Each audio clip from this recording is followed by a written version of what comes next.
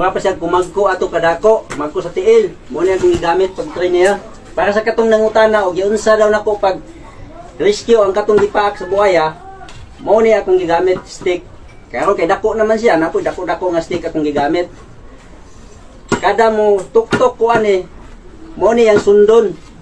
Mao to nga pag save nako sa buhaya, o sa mao to pag save nako sa katong gipaak. Kini ang ginasunod niya, mao to yang gibuhian ang tao.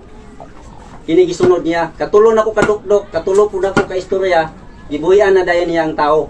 Dayon kini dayon mga idol, mao din ang gibuhian niya sa diri pa siya sa mong balay 20 years. Hoy, thank you ni Mukol. Thank you, Lord. Yang tuhod, apil. Ano thank you? Tuur gito tag-iya ay baga na kayo. Wala lagi tuyok naman na siya ganina daw. Napare yan, Ken? Bali.